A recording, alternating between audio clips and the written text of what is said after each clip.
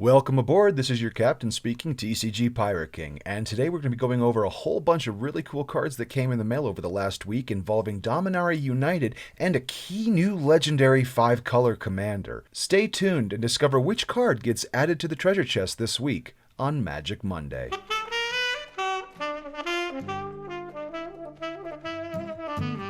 So we're looking at Jodah the Unifier. He costs Wooburg, which means he costs white, blue, black, red, and green. He is a legendary creature, human wizard, that is a 5/5. His effect is, legendary creatures you control get +X/+X, where X is the number of legendary creatures you control. So if you've got 2, then every legendary creature is going to get +2/+2. If you've got 5, then they're all going to get +5/+5. And he does count himself. So he is going to be making himself a 6/6 just when he hits the field, and there's no other legendary creatures on the field that you control. He goes on to say, whenever you cast a legendary spell from your hand, exile cards from the top of your library until you exile a legendary non-creature card. Non-land card with lesser mana value. So this will still work on all your historic spells. This will still give you your legendary artifacts, your legendary sagas, your legendary creatures, even your legendary planeswalkers, your legendary enchantments. There's all kinds of things that you could probably do here, but you may cast that card without paying its mana cost. Put the rest on the bottom of your library in a random order. So really you're cascading. It's legendary cascade, and this card is already looking very popular. It's pretty powerful, and I can see a lot of people getting interested in this. In fact, it has one of the highest sales of all the cards currently on the market right now, and this is currently a beautiful, beautiful piece to have in your collection. I do recommend, if you're able to, it is sitting in the $4.80 range, averaging at $6.53 for its regular copy. Foil's $8.23. But if we were to look at other copies of this card, like for example, this showcase version, then you'd see it's still sitting at $6.17, an average of $9.31, and foil at $14.99. Now, the beautiful thing about this card is that there are so many cards that are currently capable of being in this deck. I mean, if you were to play Jodah just as is, as your commander, and first of all, this will play in the 99 of any of your other 5-color commander decks, I would say, because you could even play this in dragons. It's targeting all legendaries, and there are a lot of legendary dragons that we are well aware of. That being said, just playing this as the commander and only knowing that, there are plenty of other legendary cards that you could put into the Jodah deck or pair with the Jodah deck. And we're going to go ahead and take a look at some of those cards as a little bit of a special introspective on what a 5-color legendary might look like. But more importantly, these are some of the cards that you may not know about and should probably take a look at before other people start upping their prices. All right, next on our list of cards that we're going to be going over is going to be Jensen Thalion, Druid Exile. This card is Selesnya in casting cost, is a legendary creature which of course plays well with Jodah in the first place. If that spell was all colors that it casts, create a 4/4 white angel creature token with flying and vigilance. So like for example, if Jensen was on the field and you used his tap for 5 of all color, one of all color, for mana, you could then cast your Jodah, which would then not only allow you to scry a card, but also make a 4/4 white angel creature token with flying and vigilance. So it is a really powerful card. In fact, you could actually decide between the two cards which one you'd actually like to make your commander, and you wouldn't actually you'd have 2 completely different play styles for the deck. But to be honest, both cards could captain and crew the same deck. So you could actually have Jensen Thalion as the commander sometimes and Jodah as the commander sometimes, because these cards, although do play differently, are similar in enough strategy that you could play around them equally. I think that they're a really wonderful pairing, and they go really hand in hand in as far as like getting your copy of Jensen is going to take $1.94 if you'd like to buy it as a single, or if you would like to get the Jared Carthalion Painbow deck. This is the second commander option, the backup commander option in the 5-color Painbow commander deck. That is sitting at between $30 and $45 as of recording this video right now, depending on what store you go to online or in person. Moving on from Jensen, though, aside from the fact that he fits in so many decks, and I'd like to point out real fast that thanks to him being a 2-cost converted mana, he is the first 5-color commander for Lurrus to be a companion. I just thought I'd bring that up as well. Next in our list of cards is surprisingly an uncommon. It's Relic of Legends. It is a 3-cost for add 1 mana of any color as a tap ability, and tap an untapped legendary creature you control to add 1 mana of any color. So when we think about how we could play this in a card like, for example, Jodah the Unifier or Lurrus and all these cards right here on the field, granted, you're not going to really need to tap Jensen if you're already able to do the 5/4/5. However, if you're just trying to grow your mana and not trying to just correct your mana, with Relic of Legends on the field and these 3 legendary creatures on the field, none of which necessarily need to tap, in fact 2 of them can't, you can go 1, 2, 3, 4 mana in any color, and now you're able to play your Zer the Enchanter, for example. This is a very nice artifact, and I think that as far as usability goes, it has a long way to go. There's a lot of combo potential now that we're capable of turning basically all of our legendary creatures just became mana dorks. Speaking of Zer the Enchanter, we should actually go ahead and switch to the next card we'll be talking about, and that is Zer Eternal Schemer.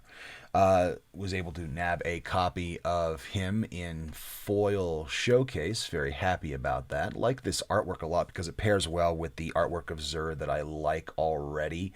Kind of looks like the same person, whereas the other artwork looks like, the other older version of Zer. But I always liked this Judge promo, so I liked when they re-released it in Commander Legends, and yet again, I believe in Double Masters. But Zer Eternal Schemer says that it is Esper, and you get a legendary creature, human wizard. It's a 1/4 flyer. On top of that, it says with a static ability that enchantment creatures you control have Death Touch, Lifelink, and Hexproof. This will, of course, work with all of your gods, which is actually one of the first places I would recommend taking this, is to strengthen a 5-color god deck, because it will turn all of your gods into Death Touch, Lifelink, and the inability of being targeted on top of their indestructible that would naturally come with them. That being said, if you weren't in the mood to do that and you just want to go standard enchantment creatures, I definitely would continue looking at Kaldheim. I would continue looking at Theros, locations where enchantment creatures were really prevalent. We might even see some coming back in Eldraine. I don't really remember a lot in the original Eldraine, but I know that Theros had a lot of them, and that's where we got some of the big payoff enchantment creatures, including the gods. So look into the Nyx, and you'll be able to turn all those creatures into beefy powerhousers. But on top of that, Zer Eternal Schemer does go on to say that you can pay 1 and a white, and you can do this any amount of times you can pay 1 and a white, to target non-aura enchantment you control becomes a creature in addition to its other types and has base power and toughness equal to its mana value. So a 4 mana value enchantment is now a 4/4, which will gain Death Touch, Lifelink, and Hexproof. I think it's a fun card. I don't think it's very over the top in power. However, when it comes to being in the 99, I think it's absolutely wonderful. I still would play the other Zer the Enchanter as the helm of the deck, for example. Even though it does cost 1 mana more, it is capable of searching the deck for enchantment cards that cost mana value 3 or less and put them onto the battlefield. You can use the other Zer to turn those enchantments into creatures, or you can use the other Zer the Enchanter to just fetch out all of your creatures, which will then, of course, gain Death Touch, Lifelink, and Hexproof. I think that these two cards go really well together hand in hand, and that's the reason why I was able to pick them up. I was so happy because I was already going to be doing an Esper enchantment, and now with Zer Eternal Schemer, I have a little more of a direction I want to take it in. Instead of just going with standard enchantment on the field, stacks effects, I'm actually going to take this into a more battle-friendly, battle-hungry enchantment where enchantments care about going into battle. So I think I'm going to enjoy building an Esper that cares about battle. Do not have the following cards, but I did want to go over them real quick because they are so cool and they do some interesting things. I just wanted to read them with you guys and go over them a little bit and just leave you guys to think about some of the imagination that can go behind some of the strategies here. But from the Commander deck that just came out, we have Rabarian Mercenaries. Vigilance on a human mercenary. It's a 3/4 on a 3 white body that says Rabarian Mercenaries has all activated abilities of all legendary creatures you control. And that is going to pair with everything. That's going to say Jensen makes another angel. That's going to say Zer and Rabaran Mercenaries and Zer can both search out cards. Zer Eternal Schemer and Rabarian Mercenaries both have the ability. I mean, it wouldn't really pair well with him. But between the two, though, Jodah the Unifier and Rabarian Mercenaries, you would be able to do the cascading more than once as well, because it would trigger the ability to search the top of your deck for the next legendary a second time. This is only a 45-cent card. It triggers all of your abilities, anything that activates, anything that triggers. It's not a static ability, just activated abilities. I do recommend picking up a copy if you do not have one in your collection yet. You can get the extended art version for 45 cents. Teshnir, Ancestor's Apostle from Dominaria. You can also get this in several commander decks. It's only a 35-cent card and says it is a 3 white 2/2 flyer. Bird Cleric, it says, and it is a legendary creature. I'd like to point out that these are all legendary, so they're all going to trigger that Jodah effect. Whenever you cast a historic spell, which, reminder, is your artifacts, legendaries, and sagas, return target creature card with converted mana cost 3 or less from your graveyard to the battlefield.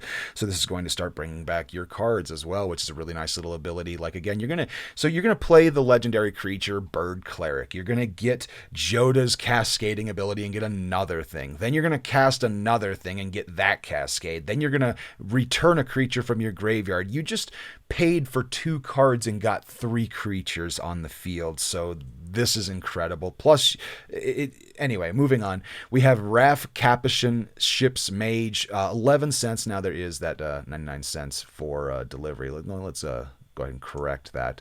I only like to look at near mint. So it is 15 cents. There we go. That's much better. 15 cents instead of 11 cents, plus 99 cents for shipping. For Raf Capuchin Ship's Mage 2 and Azorius for a legendary creature human wizard 3/3. Now again, this human wizard is not only flash flying, picture this, he is a flash that can then bring out your Teshnar. So if you, actually he's a 4, so it'd have to be lesser converted mana cost value. He could bring out, I guess these are the ones that are targeting all your lower ones. He certainly brings out your Zer and brings out your Luris and brings out your Jensen, so at least those are involved here. But you may cast historic spells as though they had flash, and this is just going to make Jodah even nuttier. Now you're able to cast on your opponent's turns your creatures and start cascading on their turn as well. You're never going to run out of creatures. This is for sure. It's only a 15-cent card. $1.15 if you really consider the shipping. Still very worth it to get a copy or two in your collection before the prices jump on these cards.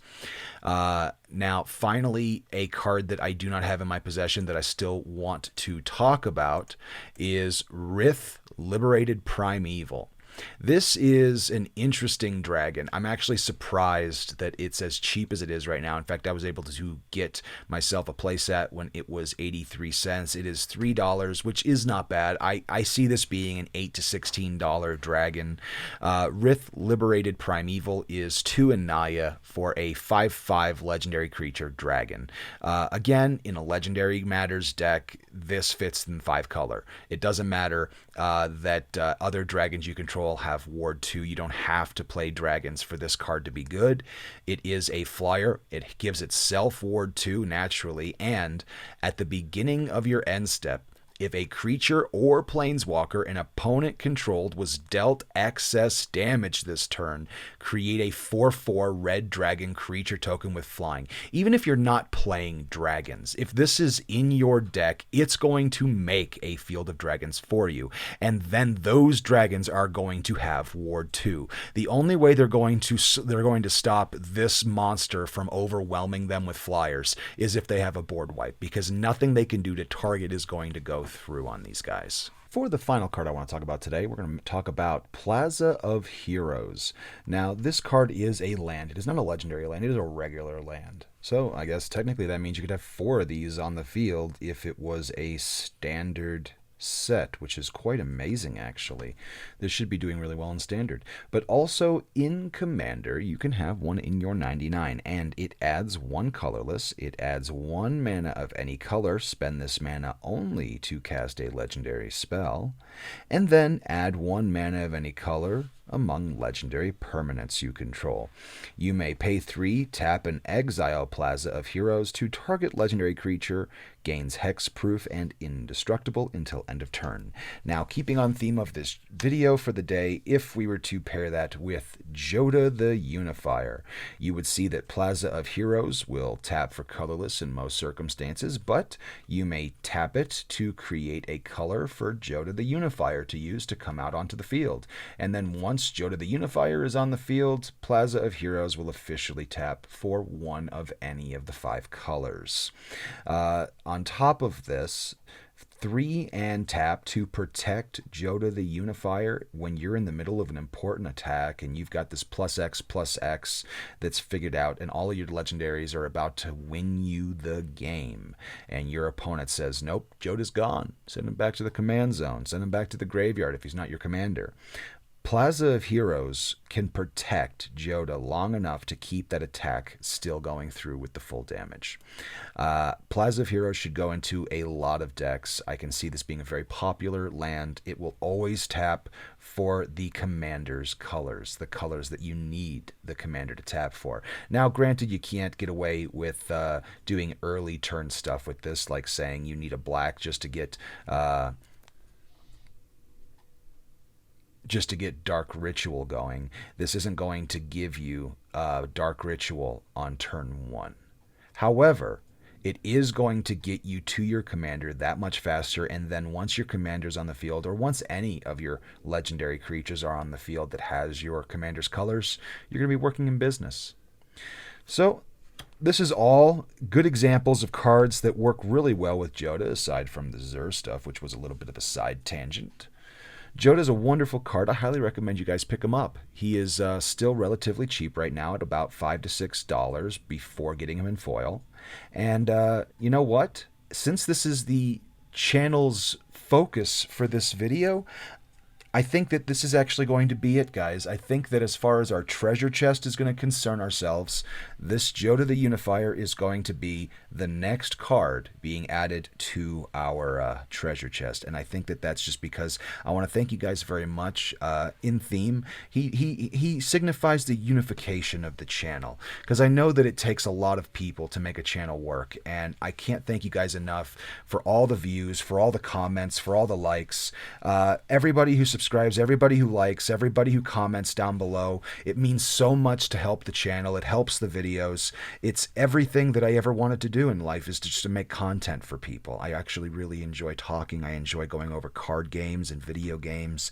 And to be able to do this weekly with you guys, heck, even depending on if fun videos come around my way or fun topics come along my way, sometimes even daily, I thank you all for being here with me for this experiment, for this little this little chat that we're basically starting together.